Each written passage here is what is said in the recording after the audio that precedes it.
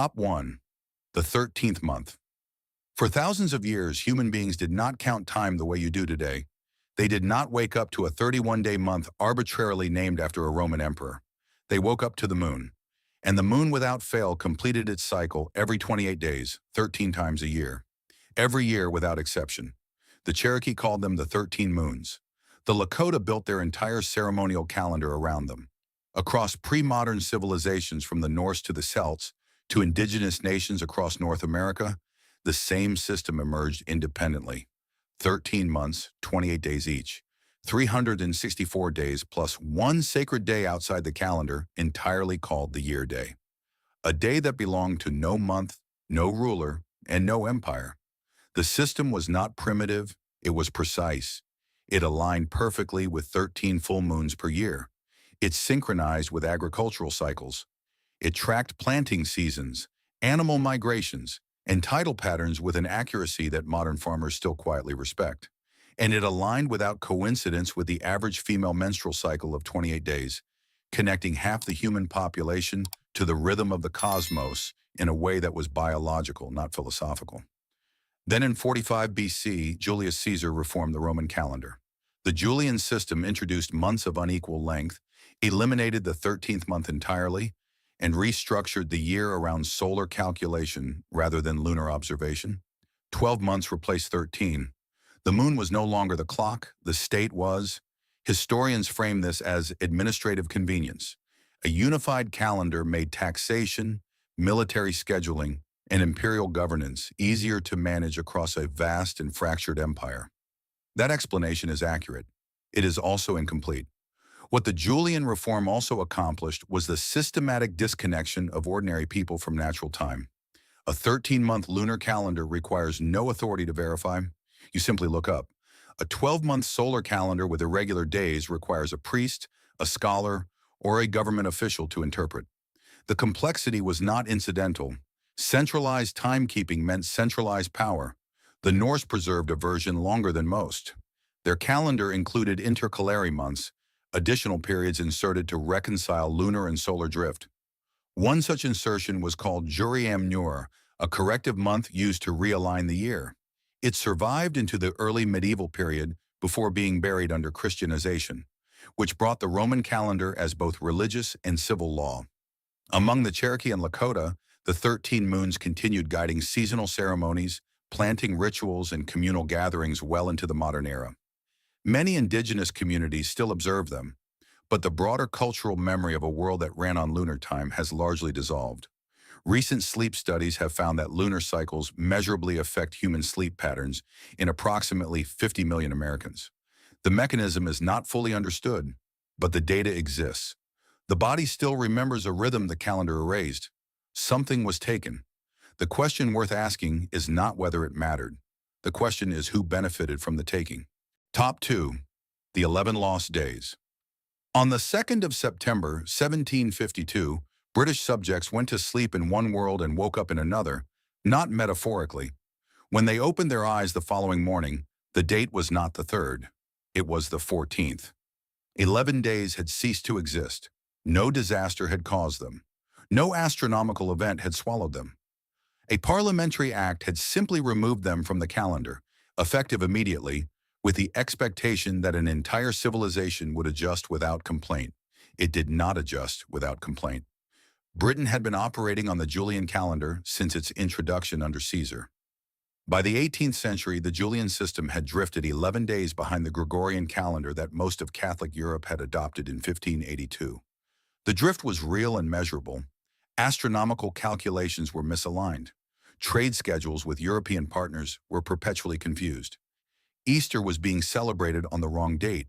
Something had to change. The Calendar Act of 1751 mandated the correction. September 1752 was chosen for the adjustment. 11 days would be removed. The country would realign. The logic was sound. The execution was catastrophic. Across Britain and its American colonies, ordinary people did not experience this as a bureaucratic correction. They experienced it as theft.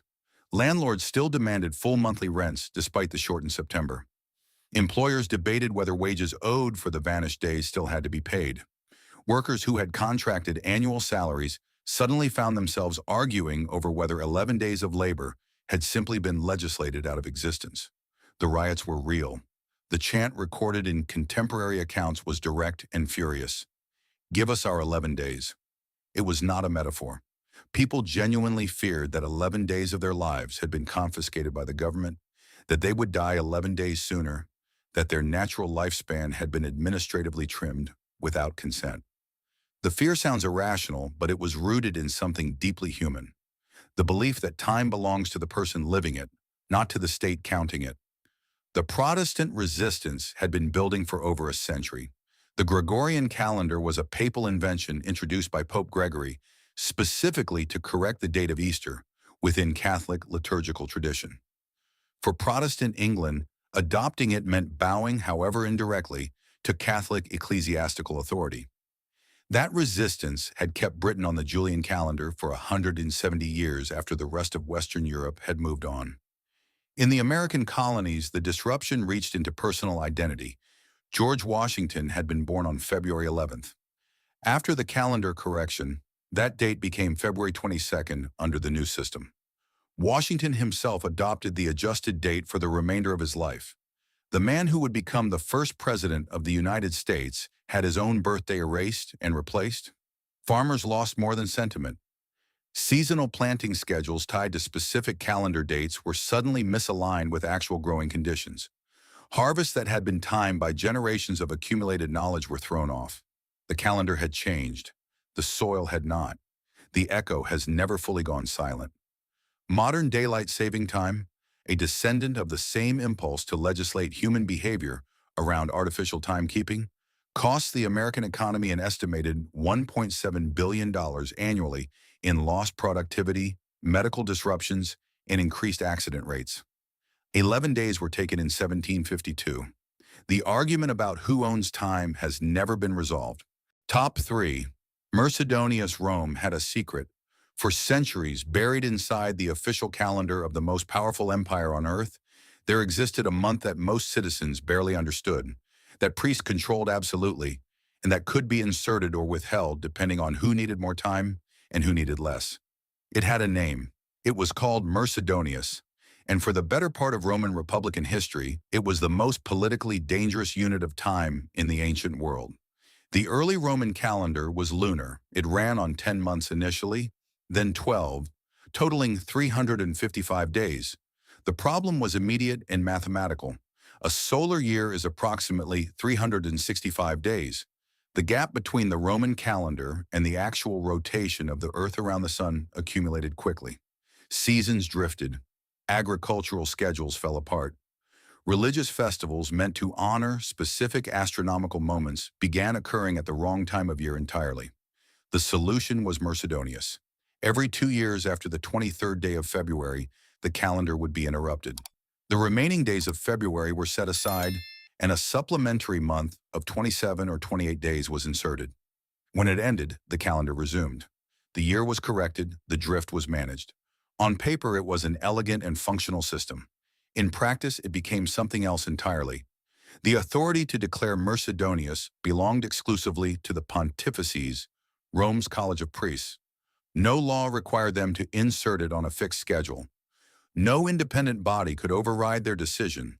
The insertion was discretionary, which meant it was political.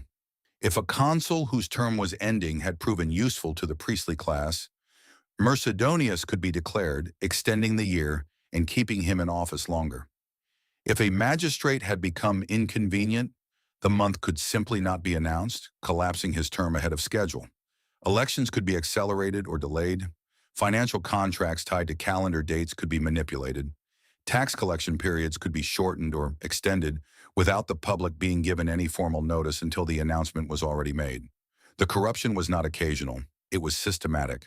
By the final decades of the Roman Republic, the calendar had drifted so severely through deliberate manipulation that it bore almost no relationship to the actual solar year. Some historians estimate the misalignment had reached approximately 90 days by the time Julius Caesar assumed the dictatorship.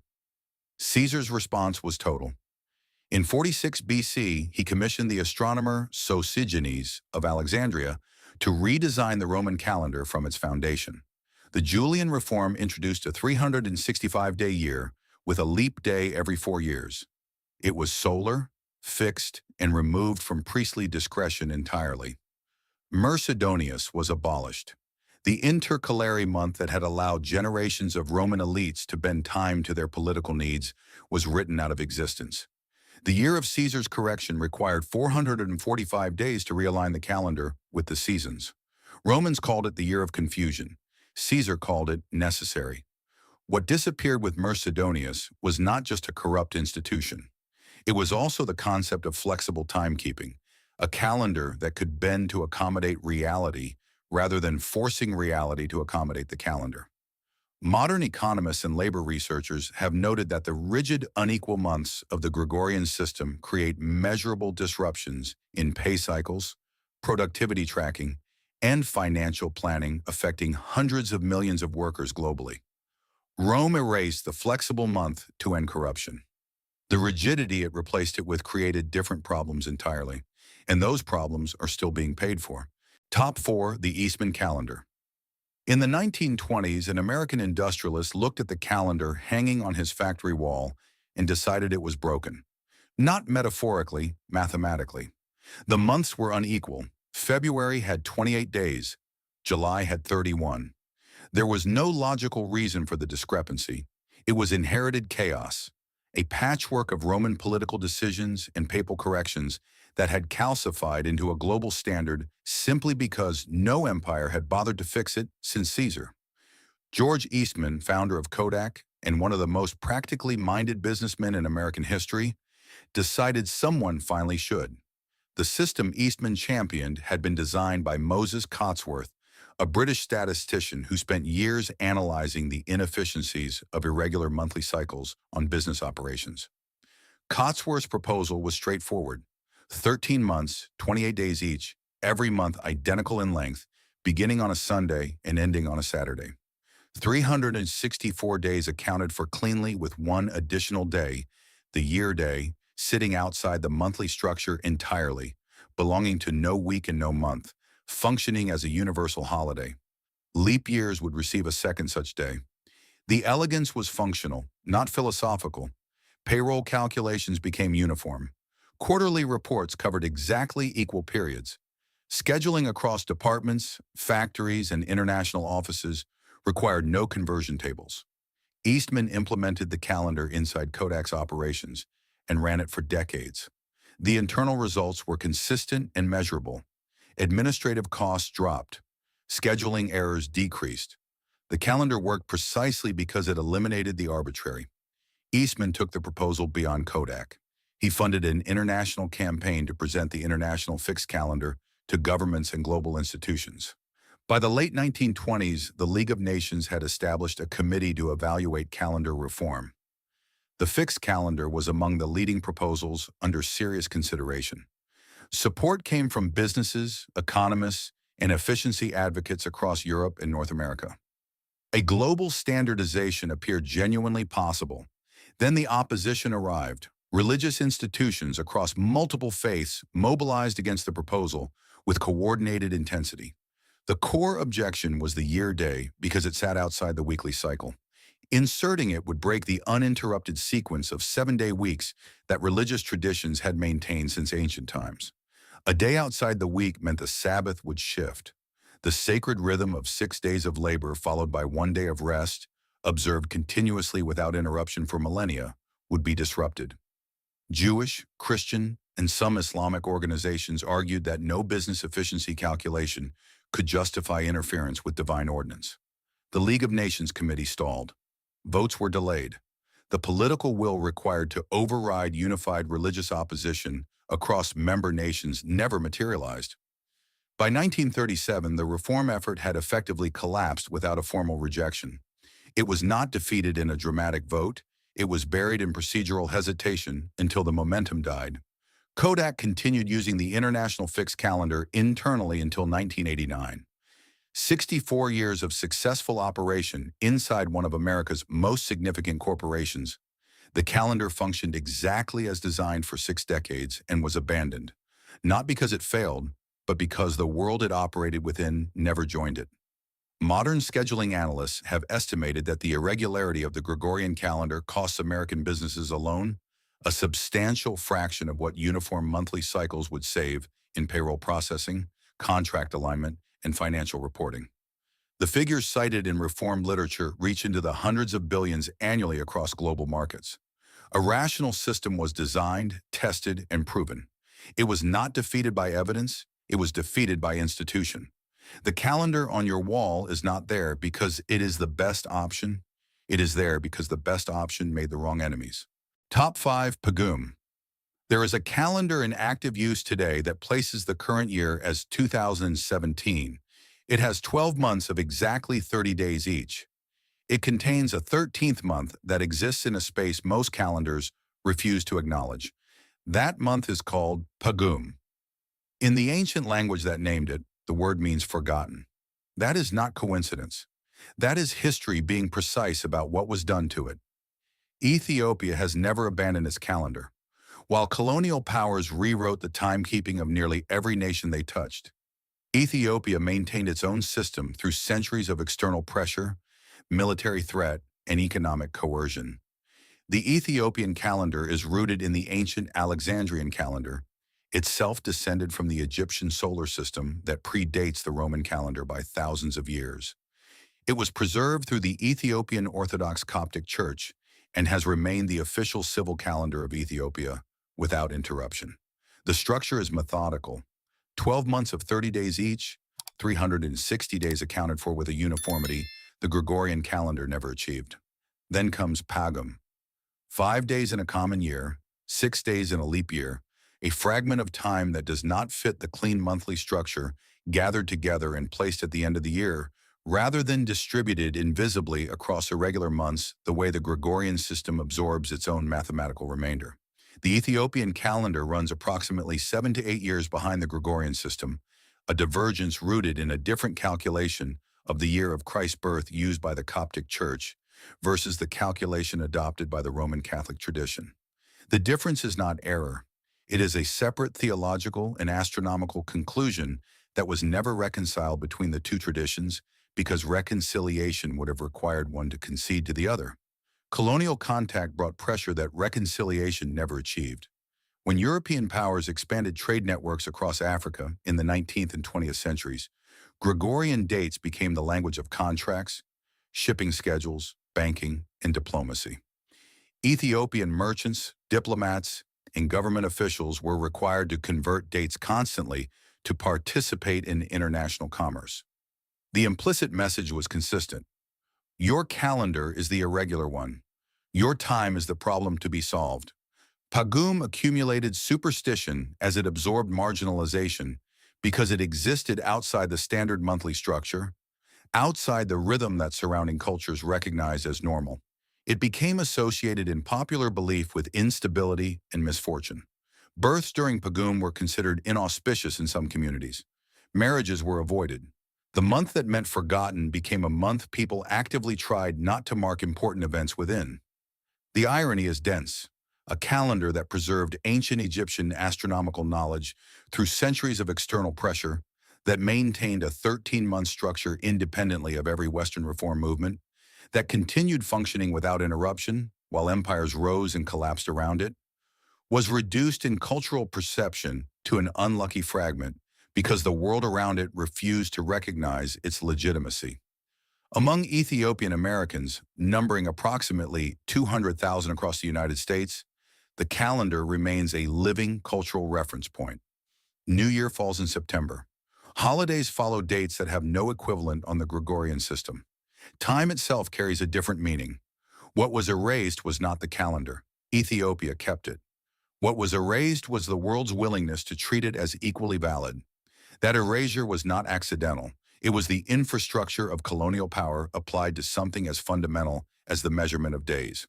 Top 6. The decimal calendar. In the autumn of 1793, France did not simply change its government, it attempted to change time itself. The revolution that had guillotined a king and dismantled the Catholic Church's grip on French civil life turned its attention to the calendar. And what it produced was one of the most radical experiments in the history of human timekeeping. It was not a reform. It was a replacement. Every structure, every name, every rhythm of the old system was deliberately destroyed and rebuilt from nothing. The French revolutionary calendar eliminated weeks entirely. In their place came decades, 10-day cycles that divided each month with mechanical precision. 12 months of 30 days each, every month renamed after natural phenomena rather than Roman emperors or Catholic saints.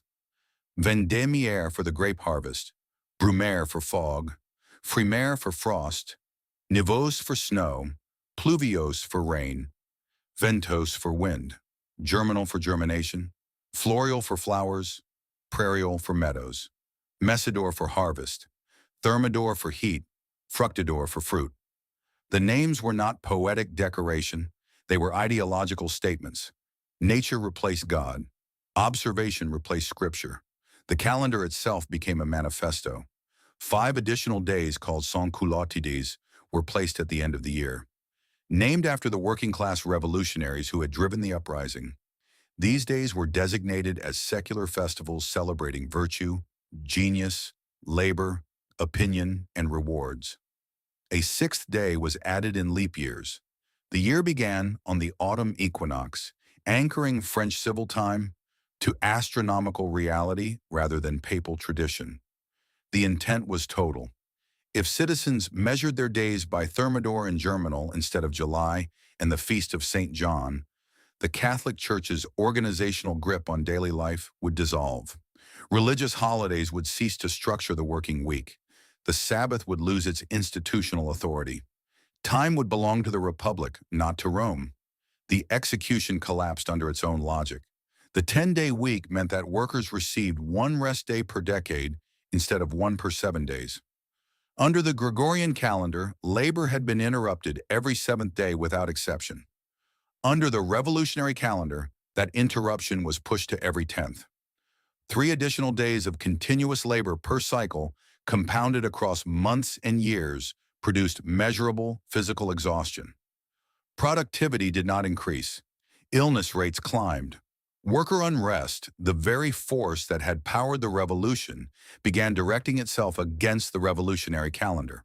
The clergy, driven underground but never eliminated, used the exhaustion strategically. Priests who had continued practicing in secret encouraged parishioners to observe Sunday, regardless of what the official calendar declared. In rural communities, the old weekly rhythm never fully disappeared. 2 parallel time systems operated simultaneously: the official decimal calendar of the Republic and the quiet, stubborn continuation of the 7-day week in homes, fields, and hidden religious gatherings. Napoleon Bonaparte recognized the calendar as a liability before he formally abolished it. The Concordat he signed with the Catholic Church in 1801 had already begun restoring religious legitimacy to French civil life. On the 1st of January 1806, France returned to the Gregorian calendar. The revolutionary calendar had lasted 12 years. Its months survived longer in historical memory than its weeks survived in actual practice. The American founders watched the French Revolution with complicated admiration. The secular idealism embedded in the revolutionary calendar, the insistence that civil time should answer to reason rather than religion, echoed debates happening simultaneously in Philadelphia and Virginia. The separation of church and state encoded in American founding documents drew from the same intellectual current that named French months after fog and frost instead of saints. The 10-day week failed, but the question it asked has never been fully answered. Who owns the structure of your working days, and what gave them that authority? Top 7, the continuous week in 1929, the Soviet Union did not reform its calendar. It declared war on time itself, not on the measurement of years or the naming of months, but on the most fundamental rhythm of human social life, the shared day of rest. The 7-day week observed across nearly every culture on Earth for thousands of years was identified by Soviet planners as an obstacle to industrial production. It was inefficient. It was religious in origin. It was, by the logic of the 5-year plan, a problem to be engineered out of existence. The system introduced in October 1929 was called the Neprerivka, the continuous week. The logic was straightforward and brutal in equal measure. If factories operated on a 7-day cycle with all workers resting on the same day, production stopped entirely 1 day out of every 7. 14% of potential output was being surrendered to a tradition inherited from religious observance. Soviet planners calculated that staggering rest days across the workforce would keep machinery running without interruption. Output would increase. The revolution would accelerate. The week was restructured into 5 days. 4 days of labor, followed by 1 day of rest. Workers were divided into 5 color-coded groups: yellow, orange, red, purple, and green. Each assigned a different rest day within the cycle. The calendar was reprinted. The 7-day week ceased to exist as an official unit of Soviet time. What the planners had calculated in production figures, they had failed to calculate in human ones. A husband assigned to the orange group rested on a different day than his wife assigned to the purple group. Children attended schools operating on yet another schedule. Families who had structured their entire social existence around shared time, shared meals, shared rest, and shared religious observance conducted quietly, despite official suppression, found that the new calendar had made ordinary family life structurally impossible. You could not plan a shared evening. You could not coordinate a day with your children. The people closest to you were perpetually operating on a different cycle, and the calendar offered no mechanism for synchronization because synchronization had been deliberately removed. The psychological damage accumulated faster than the production gains materialized. Worker morale deteriorated visibly. Absenteeism increased. The diary accounts that survived Soviet record management describe a creeping disorientation, a sense of social fragmentation that went beyond inconvenience into something that felt like the dissolution of private life itself. People stopped being able to track what day it was in any meaningful personal sense because the day had no shared social content anymore. By 1931, Stalin acknowledged the failure partially. The 5-day week was replaced with a 6-day week, a continuous cycle with rest on the 6th day, still staggered, still disconnected from the 7-day rhythm. The fundamental problem remained unsolved because the fundamental problem was not the length of the cycle. It was the elimination of synchronization. In 1940, the 7-day week was quietly restored. No announcement celebrated the reversal. No official analysis examined what the experiment had caused. The records of the Neprorivka's failures were managed carefully. What survived came largely from private diaries, letters, and the accounts of foreign observers who had watched the experiment unfold with documented alarm. The Soviet continuous week lasted 11 years. Its abolition was treated as a non-event by the state that had introduced it with revolutionary confidence. The American labor movement was navigating its own relationship with the working week during the same period. Henry Ford had standardized the 5-day 40-hour week in 1926, arriving at the same structure through opposite logic. Not to eliminate rest, but to protect it, believing rested workers were more productive workers. The contrast between the two approaches to the same unit of time captures something essential about the difference between systems that treat human beings as inputs and systems that treat them as participants. Today, 57 million Americans work in the gig economy, many without guaranteed rest days or synchronized schedules. The continuous week was abolished. The logic behind it never fully disappeared. Top 8. The Phantom Centuries. In 1991, a German historian named Herbert Illig published a claim that did not merely challenge the historical record. It proposed that the historical record itself had been manufactured, not selectively distorted, not politically reframed, but systematically fabricated across 3 centuries of documented human history. His argument was specific. The years 614 through 911 of the Common Era did not happen. Approximately 297 years of recorded history, the Carolingian dynasty, the reign of Charlemagne, the early medieval church, the documented collapse and partial recovery of European civilization, were invented, forged, and inserted into the timeline by a small group of powerful men with a specific political objective. The men Illig identified were Holy Roman Emperor Otto III, Pope Sylvester II, and Byzantine Emperor Constantine VII. His proposed motive was precise. The year 1000 carried enormous theological weight in medieval Christian thinking. The millennium was expected by many to mark the return of Christ, the fulfillment of apocalyptic prophecy, the end of ordinary history. Otto III, ruling at the close of the 10th century, had powerful reasons to position himself at the center of that moment. If the calendar could be adjusted to place his reign exactly at the millennium, the symbolic and political legitimacy he would inherit was incalculable. Illig argued that the three men conspired to insert approximately 3 centuries of fabricated history into the calendar, creating the illusion that the year 1000 was approaching when the actual solar and historical date was closer to 700.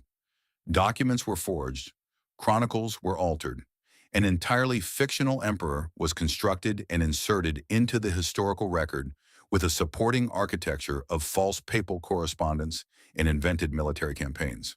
The figure of Charlemagne, one of the most documented rulers in early medieval European history, Illig identified as the centerpiece of the fabrication. The man described in historical sources as uniting much of Western Europe under Frankish rule, establishing administrative systems that shaped medieval governance, and receiving imperial coronation from the Pope on Christmas Day 800, Illig argued was largely or entirely fictional, a constructed anchor for 3 centuries of invented history. The mainstream historical and scientific community rejected the hypothesis comprehensively. The astronomical objections alone are substantial. The Julian calendar's drift from solar reality is mathematically calculable, and the Gregorian reform of 1582 corrected for a specific and measurable accumulated error.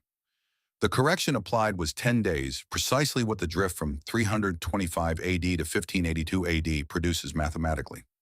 If 3 additional centuries had been inserted into the timeline, the correction required in 1582 would have been dramatically larger. It was not. The mathematics do not support the insertion. Archaeological evidence from outside the European sphere compounds the problem further. Islamic astronomers, Chinese imperial records, and Byzantine chronicles from the supposedly fabricated period document events, astronomical observations, and political developments with independent corroboration that shows no signs of coordinated fabrication across entirely separate civilizations. Forging 3 centuries of European documents is theoretically conceivable.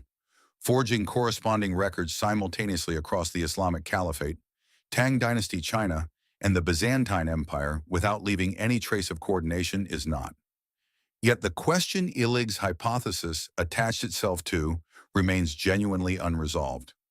The early medieval period does present an archaeological and documentary record that is unusually sparse compared to what preceded and followed it. The administrative complexity of the late Roman Empire does not transition smoothly into the documentary record of the Carolingian period. Historians have legitimate and ongoing debates about why the surviving evidence from these centuries is as thin as it is. The phantom time hypothesis is not the answer to that question, but the question itself is real.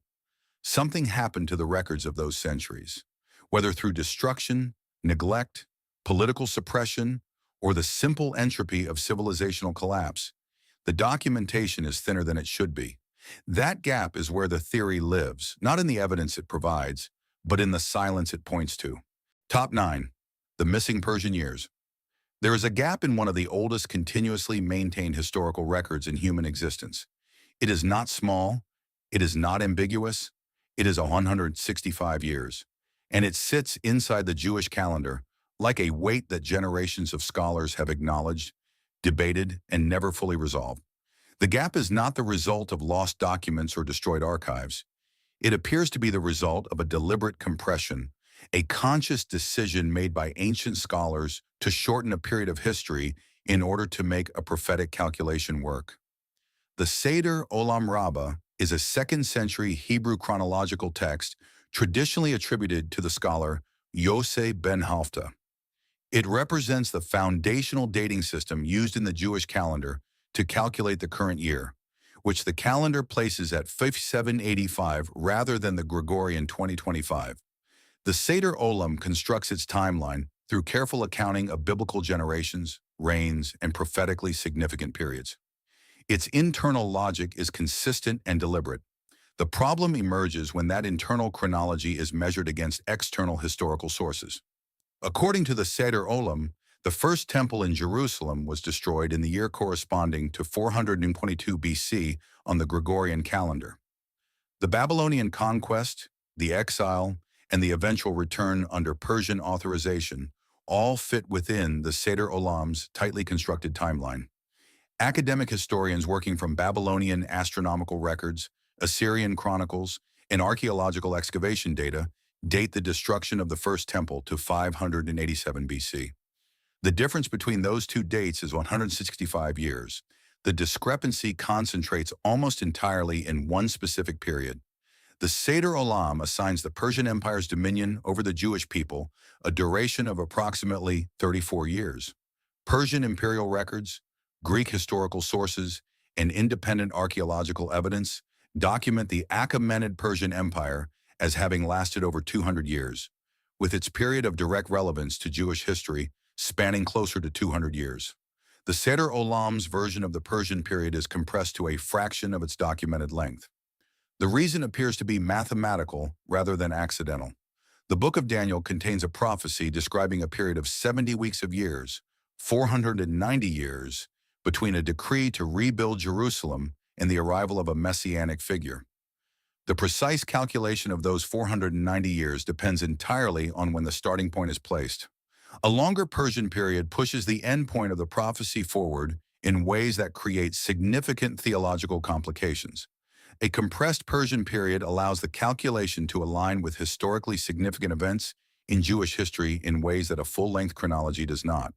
The scholars responsible for the Seder Olam were working within a specific intellectual tradition that treated scriptural prophecy as historically binding. If the numbers did not align naturally, the obligation was not to abandon the prophecy, but to understand the history in a way that made the alignment visible. Whether that process involved genuine alternative historical sources now lost, a theological reinterpretation of historical duration, or a more direct compression of the record, the outcome is the same. 165 years of Persian history, including multiple documented kings, administrative transitions, and events with direct bearing on Jewish communal life, are either absent or collapsed into a period too short to contain them. Persian kings documented in Greek and Babylonian sources as reigning during this period do not appear in the Seder Olam's account. Their reigns are not reassigned or reinterpreted. They are simply not there. For the 200 million Americans who engage with biblical history through Christian or Jewish religious frameworks, the implications are not abstract. The dating of prophetic fulfillment, the construction of theological timelines, and the academic credibility of faith-based historical claims all intersect with this 165-year silence. It is not a fringe discrepancy. It is a documented gap in one of the most studied chronological records in human history. The years are missing. The question of where they went has not been answered to the satisfaction of anyone who has looked closely enough to ask it seriously. Top 10. The Coligny Calendar. In 1897, workers excavating a field near Coligny in eastern France pulled fragments of bronze from the ground that no one alive had seen before. The pieces were broken, scattered, and partially corroded. When archaeologists assembled what could be recovered, they found themselves holding the largest surviving example of a written Gaulish text ever discovered. It was not a treaty, a religious inscription, or a record of conquest. It was a calendar, intricate, deliberate, and encoding a system of timekeeping so sophisticated that it took decades of scholarly work to partially decode it. The civilization that created it had been destroyed 2,000 years earlier. Rome had seen to that. The Coligny calendar dates to the 2nd century of the Common Era, but the system it encodes is considerably older. It was cast in bronze rather than written on perishable material, which is the only reason it survived at all. The calendar tracks a 5-year cycle of 62 months, alternating between months of 29 and 30 days to reconcile the lunar cycle with the solar year. Every 2 years, an intercalary month was inserted to prevent seasonal drift. The total cycle across 5 years produced a lunar solar system of remarkable accuracy, one that maintained alignment between the moon, the sun, and the agricultural seasons without the bureaucratic intervention that Rome's calendar required. Each month was divided into 2 halves marked by the full moon. The first half ran from new moon to full moon. The second half ran from full moon to new moon. Every individual day within the calendar carried a notation. Some days were marked mat, from a Gaulish root meaning good or favorable. Others were marked anmat, unfavorable. Some days carried the notation evos, meaning a festival or sacred period.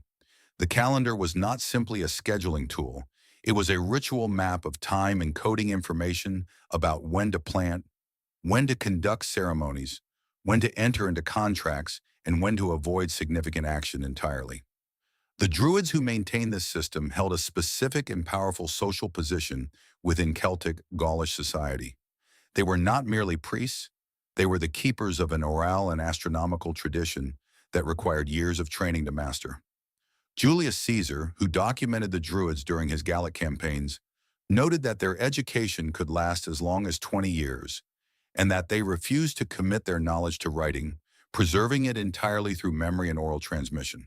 The Coligny calendar represents a rare moment when that tradition intersected with the written record, cast permanently in metal rather than entrusted to human memory.